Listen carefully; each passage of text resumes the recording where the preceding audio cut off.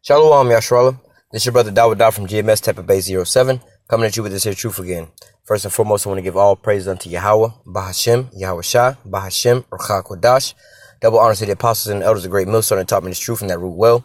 And salutation and much love for you, Akim, pushing this truth and sincerity on the four corners of the earth and enduring afflictions. I don't want to read this here article dealing with just basically America being exposed. How are the things of Esau sought out, It says American society would collapse if it weren't for these 8 myths, Lee Camp. It says basically their society should have collapsed by now. Speaking of this Babylonian society, you know that, right? No society should function with this level of inequality, with the possible exception of one of these prison planets in a Star Wars movie. 63% of Americans can't afford a $500 emergency. All right, 63% of Americans. That's when you put that into a perspective, man, 63% of Americans basically saying they ain't got $500 saved up in the bank account. All right, meaning that if something was to happen, you can't drop $500 out of nowhere. All right, that's to put it in perspective. This economic crunch on people. People really living from paycheck to paycheck. Fuck all this facade that people got going out, and they don't realize that this inflation of their dollar is being devalued day by day.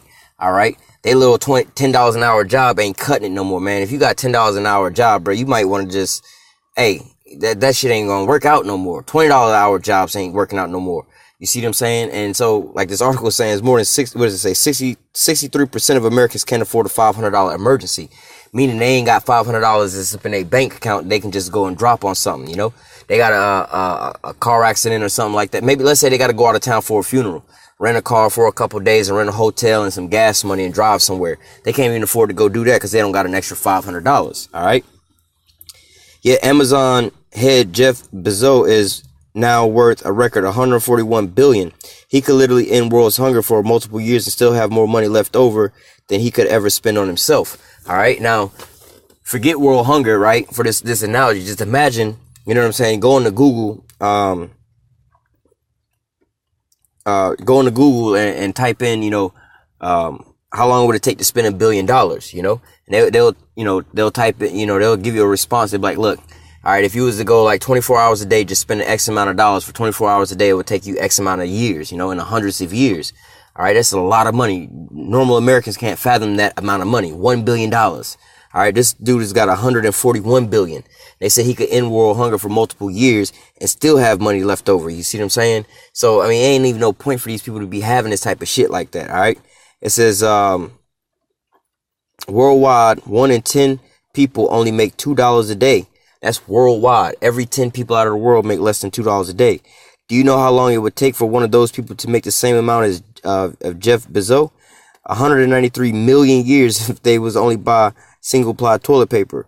Put that simply, you cannot comprehend the level of inequality in our current world or even just our nation.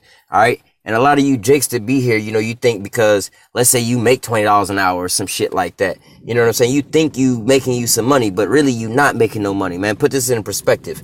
Go into Google and type in how much you would have to make to make 100,000. I think it's like $48 an hour to make 100,000 a year. All right. So, for Jake, imagine going to somebody's job like, yo, how much you trying to get compensated? Yeah, I want to make $48 an hour. They might look at you like, nigga, what? You know what I'm saying? That's just 100,000 a year. We're not talking about you make $1 million a year. Even if you made $1 million a year, you know what I'm saying? It would take you 141 million. No. It would take you more than that. This says homeboy has what? $141 billion.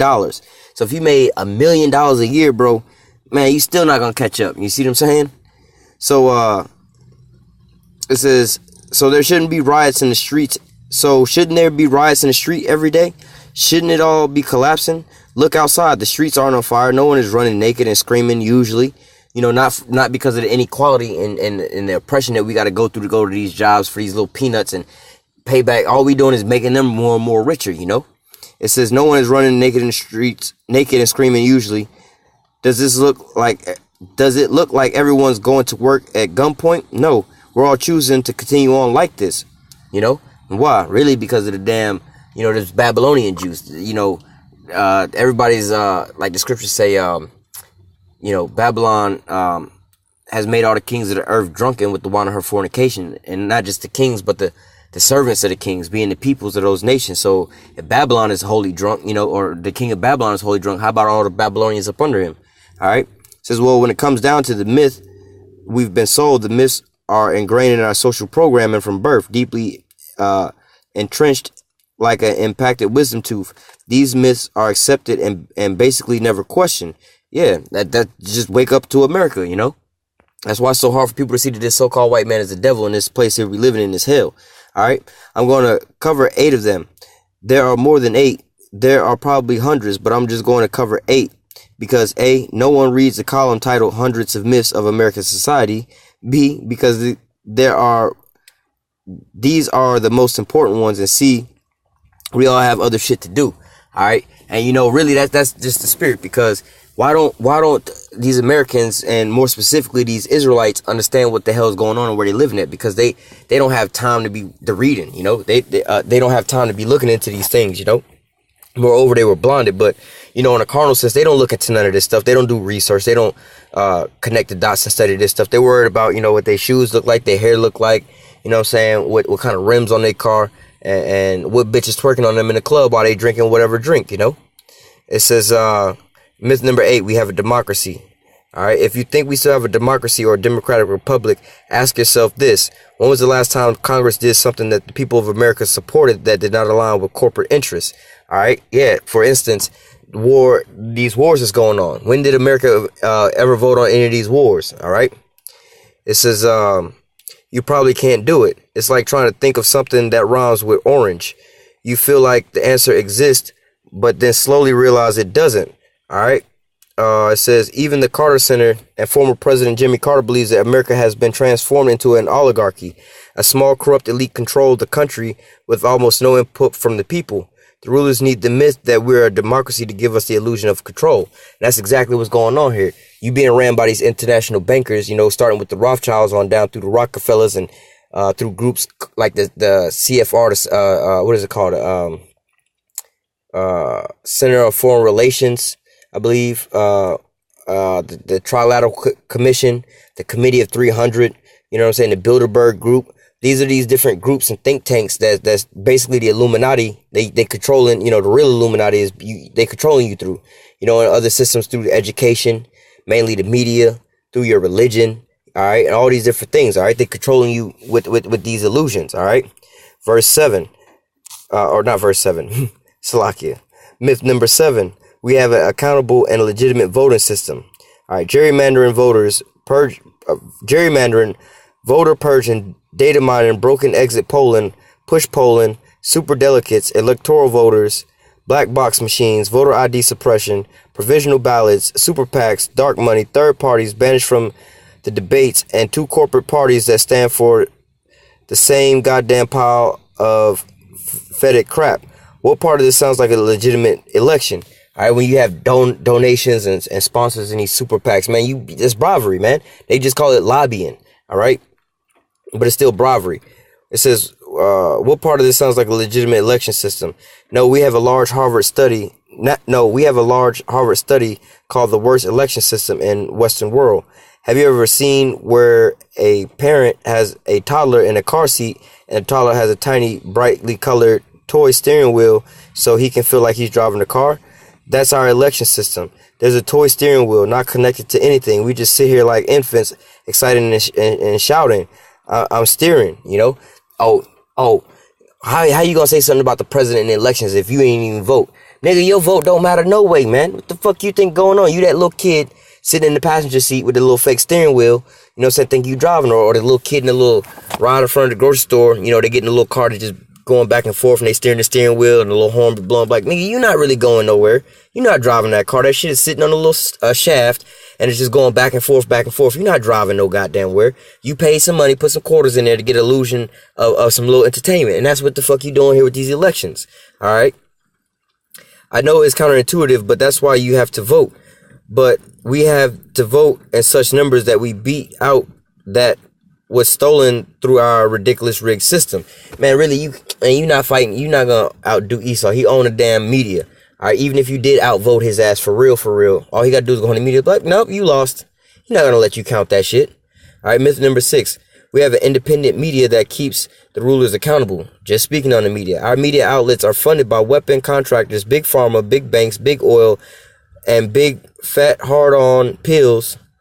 Sorry had to go hard on pills, but we can't get anything resembling hard news because it's funded by dicks.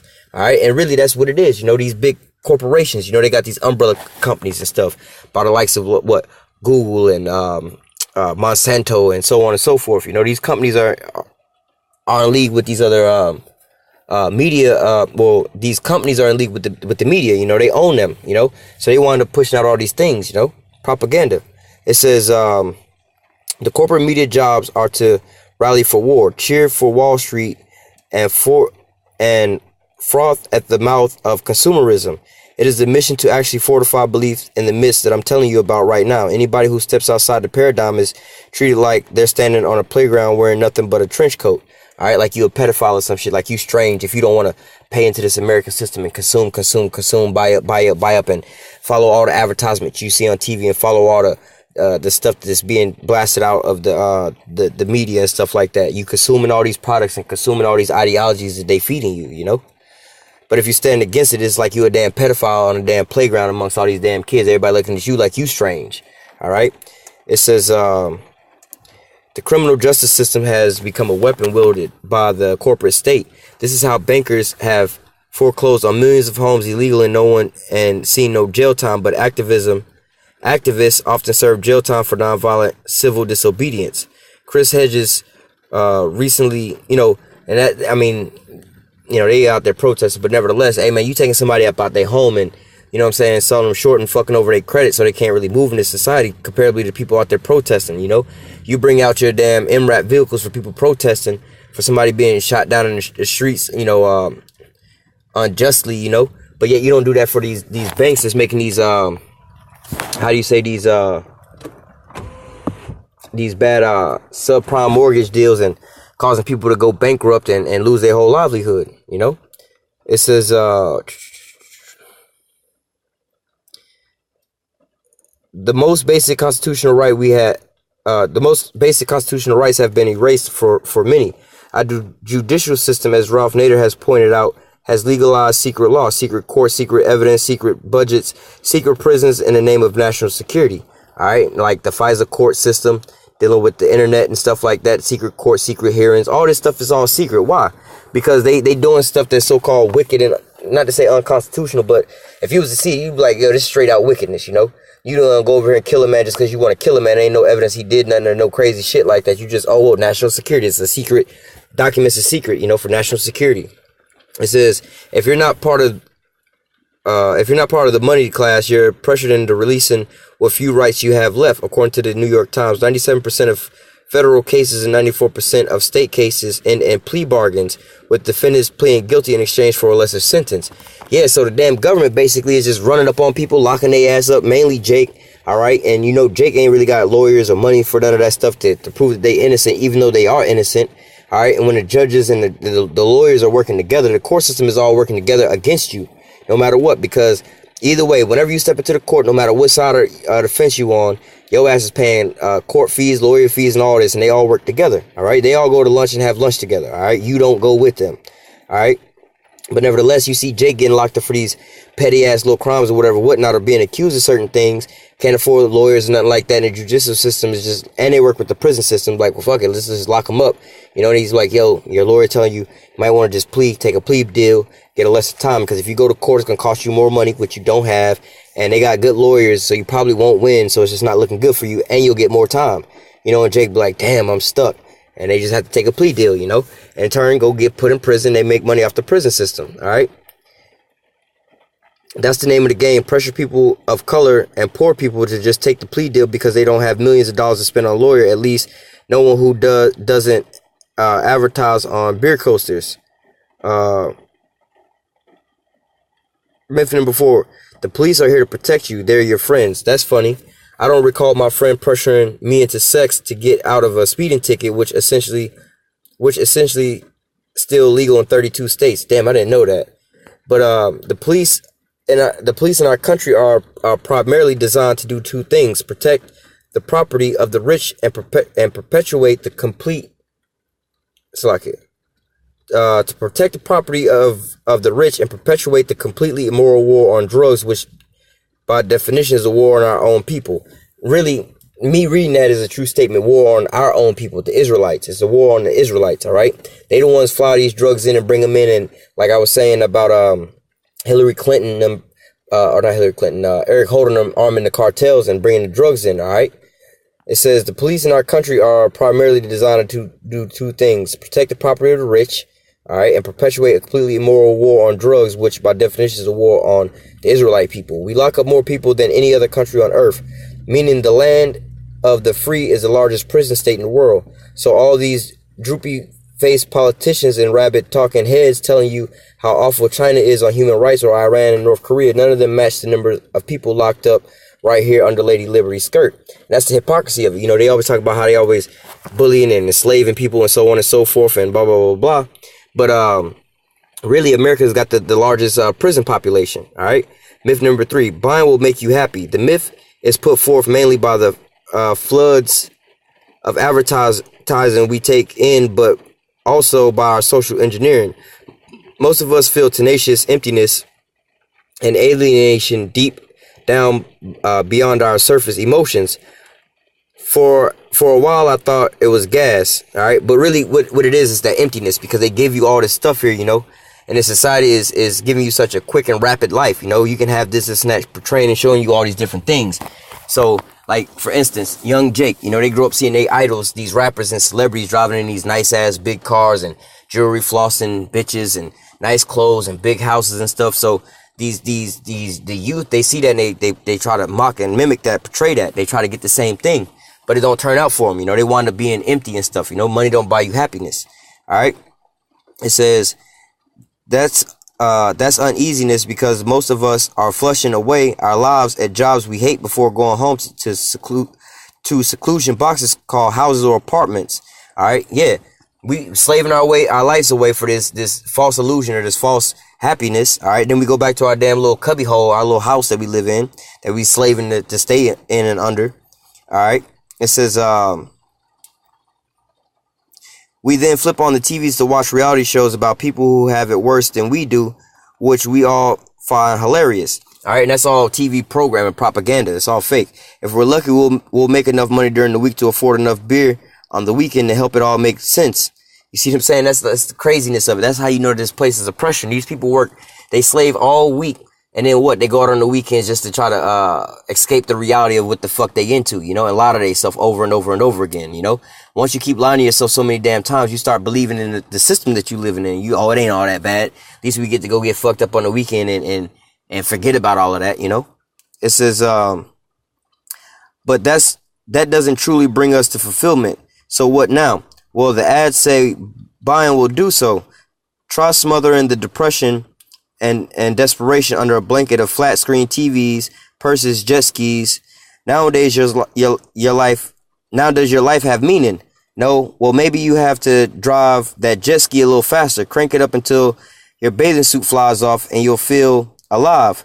The dark truth is that we have to believe the myth of consumption is the answer, or else we won't keep running around the wheel. All right. We won't keep slaving if we won't keep, we won't keep going to work. All right. If we won't keep having these things to reach out for, to buy after, if they don't keep coming out with new TVs, new cars, new this, new upgraded that, new trends, we would probably be satisfied with the shit that we got and just rock it that way. We wouldn't keep going to work, slaving and getting all these resources for these damn Edomites. All right. It says, and if we aren't running around the wheel, then we start asking questions. Those questions are not good enough for the ruling elite who enjoys a society based on daily exploitation of the 99% of us. All right. If you work hard, things will be better. Myth number 2. All right. Yo, this 21 trillion lost, largest theft in history, buried under the guise of U.S. national security. You know what I'm saying? Hey, man, that's these damn elites. But nevertheless, according to Deloitte Shifts Index survey, 80% of people are dissatisfied with their jobs. 80% of the people are dissatisfied with their jobs. I guess what, the 20%, they might have jobs where they was given a position, they sitting up on top. You know, these Edomites like how the Illuminati go, basically, but on a smaller scale, you know. These elite Edomites, or just regular everyday Edomites, you know, they send their kids to schools, these colleges where they forefathers went, or they got connections with. They get letters and get them through there. Then they bring them into these companies where they get sit in these high positions. They never really have to do no real work, and they get compensated very highly for those jobs, you know. They don't, those are the ones that ain't complaining, but everybody else that got to live it the rest of the way, you know, the regular way, they hate they jobs. All right. It says 80% of people are dissatisfied with their jobs, and the average person spends 90,000 hours at work over their lifetime. That's about 1/7 of your life, and most of it is during the most of your productive years. Yeah, when you're supposed to be enjoying life and reproducing and having families and building up, you know. And really, I believe that number is way higher for Jake. All right, because we work, you know, 2 and 3 jobs, all the overtime, you know. Man, like at my job, man, none of the Edomites will never fucking have to work over, man. None of them. Not none of them. Should be crazy to me. And it'd be obvious, but what? Can't nobody say nothing about it, you know?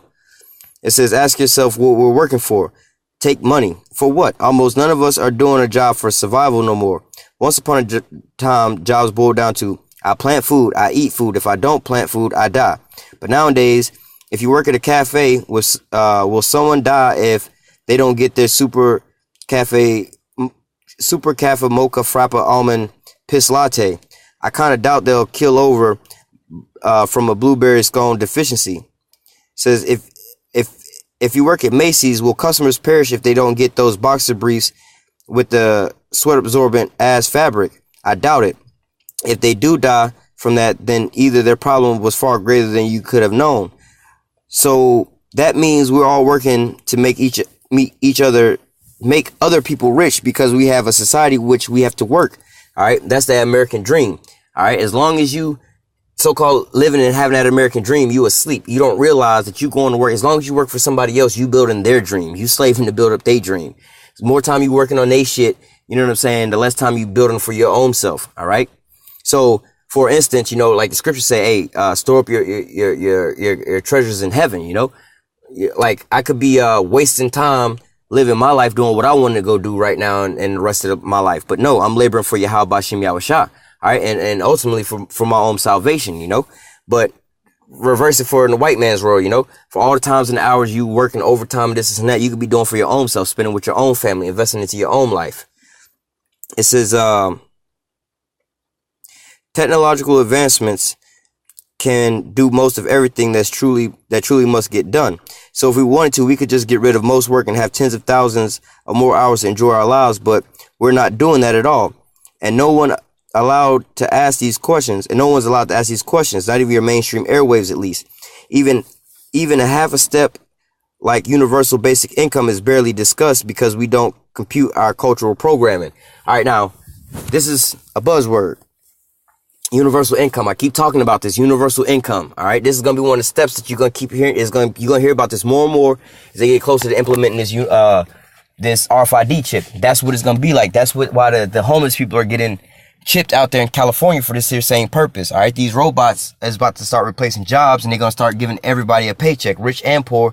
You're going to get a universal income. All right. And in order to get that universal income, you're going to need the RFID chip. This is how they're going to give you that damn chip that no man might buy or sell. Because you ain't going to be able to go to work and get no more money like that. You're going to get a universal income. All right. Even if you like Oprah Winfrey and got plenty of money and don't need no money, you still going to get that universal income. All right. It says scientists say that it is quite possible artificial intelligence will take away all human jobs in 120 years. I think they know that will happen because bots will take the jobs and then realize that 80% of them don't need to be done. The boss will take over and say, stop it. Stop spending 1/7 of your life folding shirts at Banana Republic. One day we will build monuments to bots that told us to enjoy our lives and leave the shirts wrinkly. And this leads me to the largest myth of our American society. You're free. All right. It says, and I'm not talking about the millions locked up in prison. I'm talking about you and me. If you think you're free, try running around with your nipples out, ladies. Guys, take a dump in the street and see how free you are. I understand there are certain restrictions from freedom we can actually desire to have in our society, but maybe you're not crazy about everyone leaving Stanley Steamer in the middle of our walk to work.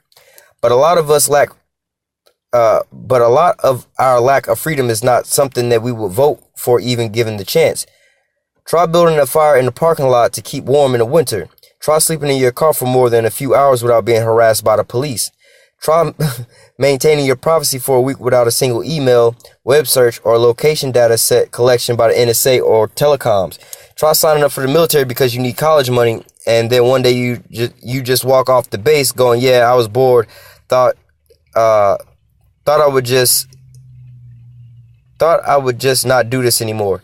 Try explain to KFC that while you don't have the green piece of paper they want in exchange for the mashed potatoes, you do have some pictures you've drawn on a napkin and give them instead. Try running for president for a third-party candidate. Jill Stein was shocked and chained to her chair by police during one of these debates. Try using the restroom at Starbucks without buying something while black. We are less free than a dog on a leash. We live in one of the hardest working, most unequal societies on the planet with more billionaires than ever. Meanwhile, America supplies 94% of paid blood used worldwide, and almost exclusively coming from the very poor people. This abusive vampire system is literally sucking the blood from the poor. Does this sound like a free decision they made, or does it sound like something people are immersed economic force crushes down around them? Salakia. Or does it sound like something people do after immense economic force crush down around them? One could argue that the sperm donation takes a little less convincing. Point is, in order to enforce this